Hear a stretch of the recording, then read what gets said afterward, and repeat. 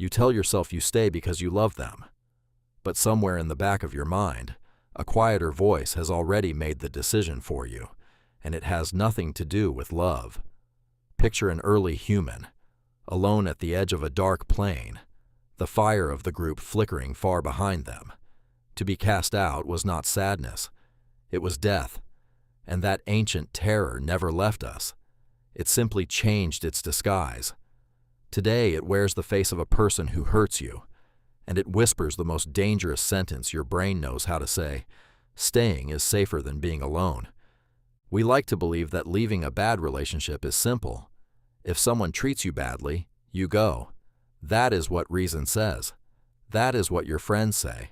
That is what you would tell anyone else in your position. And yet, when it is your own life, your feet do not move. You make excuses. You remember the good days. You imagine the empty apartment, the silent phone, the unbearable quiet. Something inside you fights to stay, and it fights harder than your logic ever could. The strange part is that this resistance is not weakness. It is one of the oldest survival systems on Earth, still running inside a modern body that no longer needs it. To understand why, you have to imagine a world without walls, without police, without grocery stores, without any safety net at all. For most of human history, survival was not an individual sport. A single person alone in the wild did not last long. There were predators in the dark, winters that starved, injuries that festered, nights that demanded more eyes than one body could provide. The group was everything. The group was food, warmth, defense, and identity.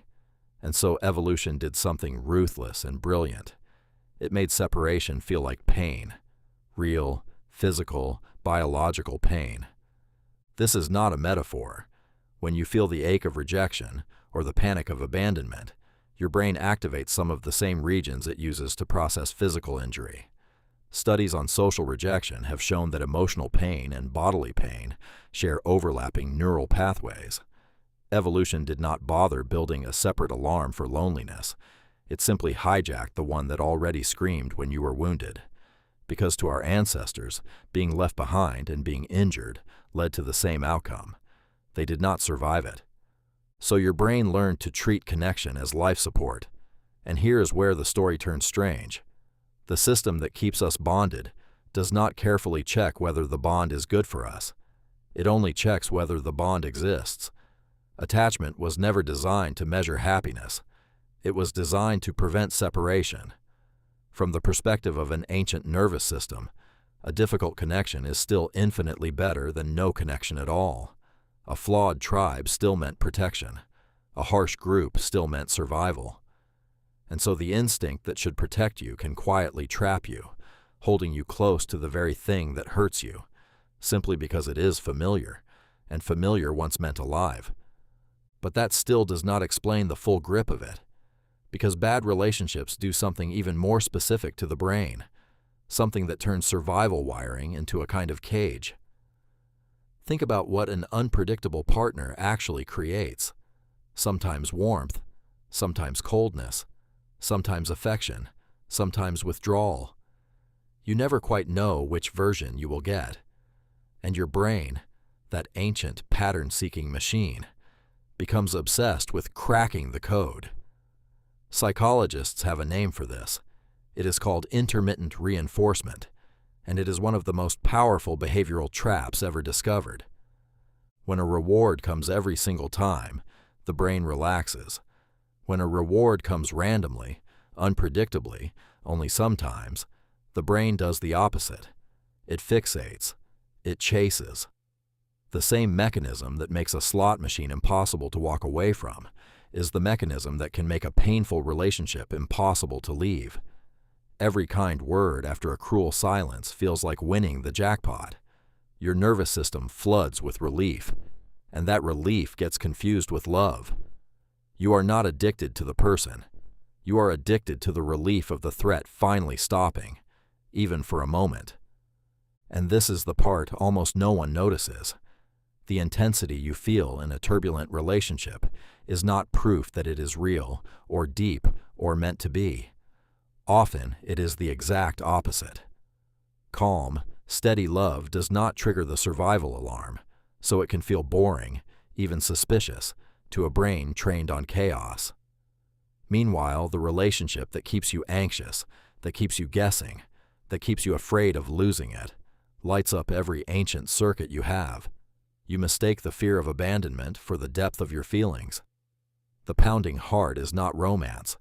It is your survival system, sounding the alarm it was built to sound 100,000 years ago. There is a cruel logic to how this gets installed. Much of it traces back to our earliest bonds, long before romance ever entered the picture. A child cannot survive without a caregiver, so a child's brain will adapt to almost any caregiver in order to stay attached. If closeness is sometimes warm and sometimes frightening, the child learns that love and fear belong together. That blueprint does not disappear when we grow up. We carry it into adulthood and call it a type, a preference, a chemistry. But what feels like attraction is often just recognition. We are drawn to the emotional climate we learn to survive in, because to the oldest part of the brain, the familiar is the safe, even when the familiar is the thing that hurts. So we stay. We stay through the disrespect, the broken promises, the slow erosion of who we used to be. And we call it love, or loyalty, or patience. But underneath those noble words sits something far more primitive. A nervous system that equates leaving with dying. A brain that would rather endure known pain than face the unknown terror of being alone. The bars of the cage are not made of the other person. They are made of an instinct that once kept your ancestors alive, now misfiring in a world they could never have imagined. And the cost of this misfire is everywhere in modern life. People stay in relationships that drain them for years, mistaking endurance for devotion. They confuse anxiety for passion, jealousy for caring, control for protection. The survival instinct that once bound small groups together against a hostile world now binds individuals to people who diminish them. It does not announce itself. It hides behind your most tender feelings, which is exactly why it is so hard to see. The thing that protects you and the thing that traps you are, in the end, the same thing wearing two different faces. But there is something quietly freeing in understanding this, because the moment you can see the instinct for what it is, it loses a little of its grip. The panic that rises when you imagine leaving is not a sign that you cannot live without this person. It is an old alarm, built for a different world, firing in a body that is no longer in danger. You are not on the edge of a dark plain. The fire is not the only warmth left. The tribe is not the only safety you will ever know. That terror is real, but it is not telling you the truth about your life today. We are not broken for feeling this. We are simply carrying ancient software in a modern world, running survival programs written for a danger that no longer exists.